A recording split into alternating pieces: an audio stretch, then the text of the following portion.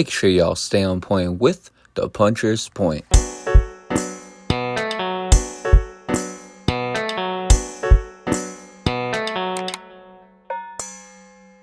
What is good, y'all? Welcome back to the Puncher's Point. Danger, Raymond Muratalla has defeated Andy Cruz by majority decision. Now, overall, look, I got to be honest with you guys. This was a good fight. This was a very good fight, and I do believe that this definitely helped Raymond Muratalla defeating somebody with the pedigree of an Andy Cruz, despite Andy Cruz being an amateur fighter, being one of the best amateur fighters to ever grace the ring. Besides all of that, Raymond Muratalla went in there and he showed him that there's a difference between the amateurs and the pros. And there were some things that Raymond Muratalla did that you can only learn from the professional level that I think Andy Cruz is going to have to learn as his career progresses. I don't think this is the end for Andy Cruz. However, I do think that there are some things that Andy Cruz is going to have to fix. But before we get on to this, it was majority decision. One judge had it 114-114. And then the other two judges had it 118-110, which I think is a way too wide of a score. And then Steve Weisfeld, who is personally one of my favorite judges, had a 116-112, which is exactly what I had it as, 116-112. And we're going to talk about all the things that happened. We're going to grade this fight. We're going to do all those types of things that we usually do in a post-fight episode. However, before I say anything else, I do want to say shout out to Raymond Muratalla for going in there and defeating Andy Cruz. Shout out to Raymond Muratalla for silencing the critics. And not only the critics, but me as well, because I thought Andy Cruz was going to win this fight. Now, if y'all remember, I did say if there was a fight that you were going to bet on Andy Muratalla, it would be this one. I definitely saw this fight being a 50-50 fight. I just got the wrong fighter. But with all of that being said, let's get straight into the grades. We're going to start off with the strategy grade. Now, on a scale of 1 to 10, I'm not going to lie to you guys. I give the strategy grade an 8. You see, the reason why I give it an 8 is because as far as the keys to victory for what I had for both guys, I'll start off with Raymond Muratalla. The first key to victory I had for Raymond Muratalla was to tag the body, and he did a great job of that, so he definitely checked that box. You could tell that Andy Cruz's speed was giving Raymond Muratalla trouble in the beginning, but him targeting that body definitely took a wear on Andy Cruz as the later rounds started coming forward. You started seeing Raymond Muratalla tee off on some of those punches, chain his punches together, which is something you really didn't see in the first round. And I truly believe it was because Andy Cruz was still energized. He was still able to move around the ring. He was still able to use his speed and his fast hands. I do believe that Raymond Muratalla targeting the body early and continuously targeting the body throughout the entire fight, I do believe that definitely had a big impact on this fight. The second key to victory I had for Raymond Muratalla was smother him on the inside, and boy, did he smother him on the inside. What I liked about Raymond Muratalla was whenever the round would start, he took the middle right away. He didn't even give Andy Cruz a chance to take the middle. Every single round, Raymond Muratalla would take the middle, and he would automatically start putting a little bit of pressure on Andy Cruz to back him up. He did a great job of confining Andy Cruz in a space to where Andy Cruz didn't have a lot of room to move. And I got to give Andy Cruz a lot of credit because he still was moving throughout the fight. And you got to give him credit because his back was against those ropes a lot of times. And there were times where he was also moving around as well. Andy Cruz wasn't just stationary. But what I will say is we got to give more credit to Raymond Muratalla for putting Andy Cruz in those types of situations, for putting Andy Cruz on the ropes or in the corner, for forcing Andy Cruz to struggle to find his way out of there. We got to give Raymond Muratalla a lot of credit for that. And last but not least, using level changes and feints to find some openings. He did it, but I wanted to see him do it a lot more. I wanted to see him use his feints a lot more. It seemed like every attack that Raymond Muratalla had was direct, which don't get me wrong, it's not a bad thing. He definitely clipped Andy Cruz a decent amount of times in this fight, but I wanted to see more feints. I wanted to see more level changes. I wanted to see him use those types of skills to force Andy Cruz to open up his guard. I wanted to see it happen a little bit more. He used it a little bit in this fight, but not as much as I would like to see. As far as the keys for Andy Cruz winning this fight, use your lateral movement. And I'm not going to lie, he was using it. Obviously, I talked about Muratalla pinning him up against those ropes, and that kind of hindered how he could use that lateral movement. But when he had a chance, Andy Cruz was using that lateral movement very well. He was, especially in the beginning, he was doing a good job of kind of minimalizing the punches that Muratalla was landing, and that lateral movement was definitely affecting Muratalla. Land the right. He was landing that right pretty good. I got to check that box off. He was landing the right very well, very efficiently. That and the jab, I feel like those were the two best punches for Andy Cruz. That right hand, it definitely was landing. It was breaking the guard. And I feel like that was the biggest weapon for Andy Cruz, keeping it such a close fight. And then last but not least, stick and move. That was the last key I had. The last key I had for Andy Cruz was stick and move.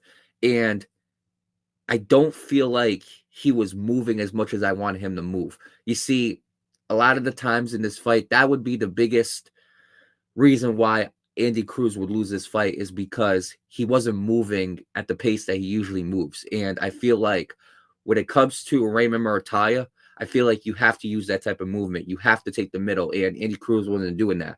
He was sticking. He was doing a good job of using that jab, using that right hand, but he wasn't moving, and he was staying in the same place to where Raymond Muratalla was able to tee off on some punches. There was times where Andy Cruz was using his lateral movement, but for the majority of the fight, you could tell that when he was pinned up against those ropes, he was really trying to go punch for punch for Raymond Muratalla.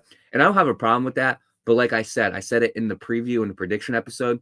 I said that I wanted to see Andy Cruz on the outside a lot more in that fight. And in this fight, he wasn't on the outside a lot. So as far as the strategy grade, I got to give it an 8 out of 10. I feel like both of these guys did a good job of using their keys. I feel like there were some keys that they could have used a lot more. I feel like there were some keys that they incorporated by themselves. For instance, Raymond Muratalla, he was using the right hand a lot more than the left hook. And the left hook, I still believe, is his most dangerous punch.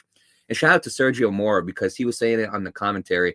He was saying he wanted to see him land that right hand. He felt like the right hand was his strongest punch. Now, even though I disagree with that, I got to give credit to Sergio Mora, because he did have a point with using that right hand. It seemed like the right hand was more accessible in this fight to Raymond Muratalla than the left hook. As far as Andy Cruz, I mean, he was doing a very good job of using that jab. I feel like there were a lot of times in this fight where he relied on his hand speed and his abilities. It's just as the fight progressed, as we got into the later rounds, I feel like around round 5 or 6, you could really tell that Andy Cruz started losing some endurance, started losing some stamina. And I feel like that's something that's going to have to progress as he has more professional fights. I do want to see him more in 12-round fights from here on out, but it's only something that he can improve on. So as far as keys, I got to give it an 8. Now, the excitement grade. As far as how exciting this fight was, this was an exciting fight. What I liked about this fight was there wasn't a lot of clinching. There wasn't a lot of times where the referee had to go in between both of these guys and break it up. I like how both of these guys, they would respond with punches. They weren't responding with clinches. If one guy got clipped, he would either back up or he would try to deliver and exchange with the other fighter. That's what I liked about this fight. I thought it was very exciting how both of these guys were able to throw so many punches. Both these guys threw over 450 punches. So you got to give them a lot of credit. Both these guys threw a high volume of punches. Both these guys landed a fair share of punches. I feel like with this fight, what made it so exciting was you saw their game plan incorporated. And we got to give a shout out to Boozy Ennis and a special shout out to Robert Garcia. I do believe that Robert Garcia is one of the best trainers in boxing today. You can argue that he is the best trainer in boxing today. I mean, you think about the guys that this dude trains, from Virgil Ortiz to Jose Valenzuela to Bam Rodriguez, Raymond Muratalla. This guy trains some very good elite fighters, and you could tell that Robert Garcia has implanted his game plan into a lot of these fighters. Even though all these fighters are different, you could see the Robert Garcia game plan, which is apply the pressure and be the one pushing forward. And I feel like that's what made it an exciting fight. I feel like with Andy Cruz, he did a good job at times of sticking, of using that lateral movement, of using his hand speed. Overall, that's what made it an exciting fight. So as far as the excitement grade, I got to give it an 8.5 out of 10. Now, as far as the impact, what is the impact of this fight? Now, as far as the other champions in this division, the WBA belt, it was vacated, or they stripped it from Gervonta Davis. And then the other two champions in that division are Abdullah Mason and Shakur Stevenson. Now, I can see either one of those fights happening for Raymond Muratalla. Now, I'm going to talk about what I would like to see next from Raymond Muratalla after the overall grades. But what I will say is the impact relatively there adds a little bit of something to it, but there's not much. You see, I heard Raymond Muratalla say that he wanted the winner of Teofimo and Shakur Stevenson. I don't hate that. I really don't. Although that would mean he has to jump up to 140. And as of right now, 140 is stacked.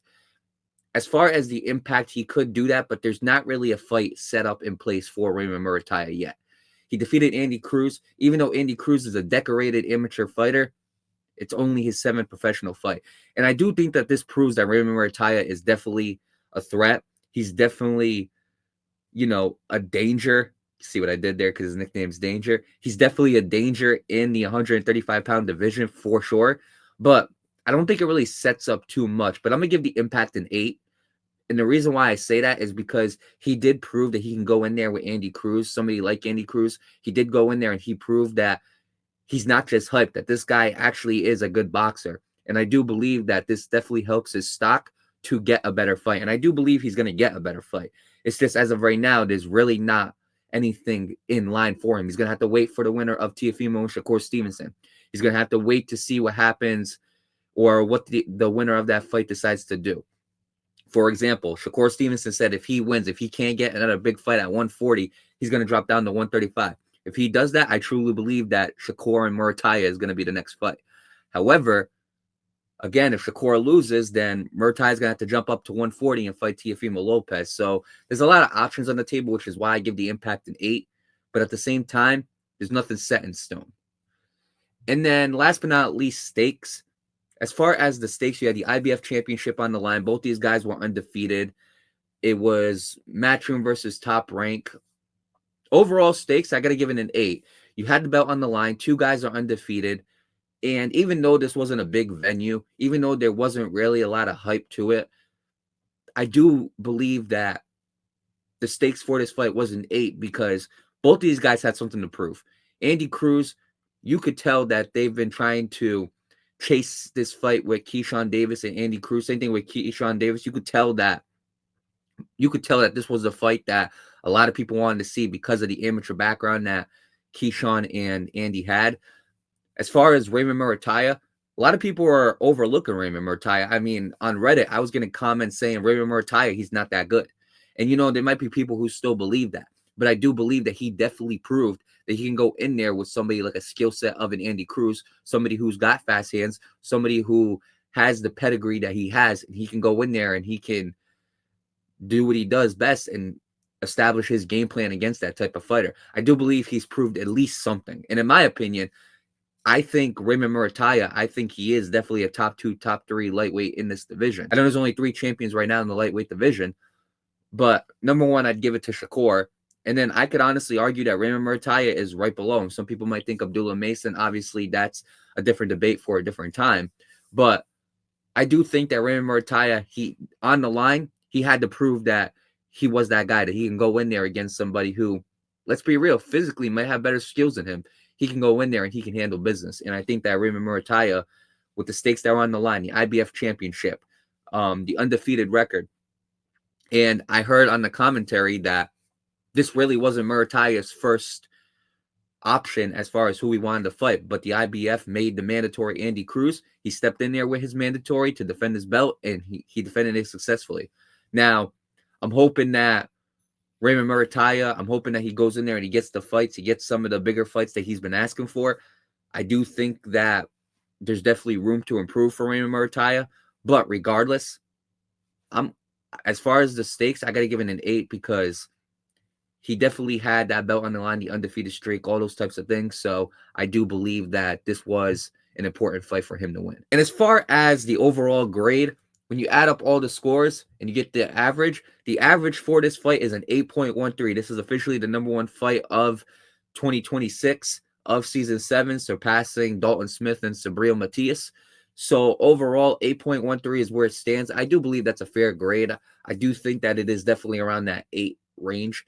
And I do think that it's got good potential of being in the top 10 when the season ends. So overall, I think 8.13 is fair. And with that being said, what is next for Raymond Muratalla? Well, I gave a bunch of options. I talked about how he wanted the winner at 140 between Teofimo and Shakur Stevenson. Me personally, that would be my favorite option. But here's the thing. I do believe you're going to be waiting for that fight. I don't think they're going to take that fight right away. I looked at the rankings for the IBF, and in my opinion, if you can make the fight happen, which this is a big, big if as far as what's going on right now, I wouldn't mind seeing Muratalla versus Floyd Schofield. Obviously, like I said, that's a big if. We obviously know everybody's getting sick of Schofield not fighting the fighters. Everybody's sick of the excuses. Overall, that's a very tough fight to make as far as what's going on with Floyd Schofield right now. If you can't make the fight with Floyd Schofield, I wouldn't mind seeing Raymond Muratalla fight somebody like an Abdullah Mason, a unification bout right there. Both guys are part of the Top Rank banner. I think it would be a big fight for Top Rank. Now, we know how Bob Arum is. We know that Bob Arum doesn't like putting Top Rank fighters versus Top Rank fighters because eventually, if they all have hype, one's got to go. But I do believe that Raymond Muratalla and Abdullah Mason would be a good fight. I think it's a fight that would definitely test both of them. I think Abdullah Mason's got the power and he's got the youth that Andy Cruz doesn't have. Even though Andy Cruz is has been an amateur and he's only in his 7th pro fight, Andy Cruz is 30 years old. Andy Cruz is older than Raymond Muratalla, shockingly. So I do believe that going up against a youthful fighter like Abdullah Mason, who's on the rise, who already has a belt, I feel like that would definitely be a good challenge for Raymond Muratalla. But the biggest fight I would like to see from Raymond Muratalla is the winner of Teofimo versus Shakur Stevenson at 140. But not only that, if I had to point to one guy I want to see him fight, I think it would be Shakur Stevenson. The reason why is because Shakur Stevenson laid out the game plan for everybody. If he can't make a big fight at 140, he's going to go back down to 135. And I don't think that there's a better opponent for Shakur Stevenson at 135 than Raymond Muratalla. A lot of y'all are going to say that Abdullah Mason's the better opponent. Well, Abdullah Mason's still young. He's still got to get his feet wet. Raymond Muratalla, I think he's gotten his feet wet a little bit. I would like to see a fight before that Shakur fight. But overall, I think Raymond Muratalla and Shakur Stevenson, I think that would be the fight that makes the most sense considering what Shakur Stevenson's plan is. But if he does get that big fight at 140 pounds, then Raymond Muratalla versus Abdullah Mason, I'm down for that. If Raymond Muratalla wants to fight for the vacated WBA belt, I'm down for that. The problem is the top 2 guys in the WBA right now, besides Gervonta Davis, are Fonseca and Schofield. And if that's the fight that the WBA is going to make to crown a winner, then so be it. I have a feeling the WBA is going to just crown Fonseca as the new WBA lightweight champion. I would like to see a unification bout from Raymond Muratalla, but the number one fight I would like to see is him versus Shakur Stevenson. I feel like the plans with Shakur Stevenson are perfectly aligned with what Raymond Muratalla has, and overall, time is going to tell. And with all of that being said, it's time for us to wrap it up. Again, congratulations to Raymond Muratalla on remaining undefeated. And overall, as far as Andy Cruz, I don't believe that his career is over. Again, it's only 7 fights, but I do believe that there's a lot of things that Andy Cruz is going to have to tweak up. I believe that there are some skills that he's going to have to polish. Again, you're not in the amateurs no more. You're not fighting 3 rounds. You're not fighting 10 rounds. You got to get used to these 12 rounds, and you got to understand how to close out fights when they're close. So, in my opinion, I hope Andy Cruz bounces back. I hope we eventually get to see that fight between him and Keyshawn Davis. As far as Raymond Muratalla, I hope he gets the big fight that he deserves. And we're going to have to wait and see what happens in this division. But with all of that being said, make sure y'all continue to tune into the Puncher's Point. Make sure y'all continue to subscribe to the podcast and the YouTube channel. Make sure y'all follow all of the social media platforms. And then last but not least, make sure y'all continue to stay on point with the Puncher's Point.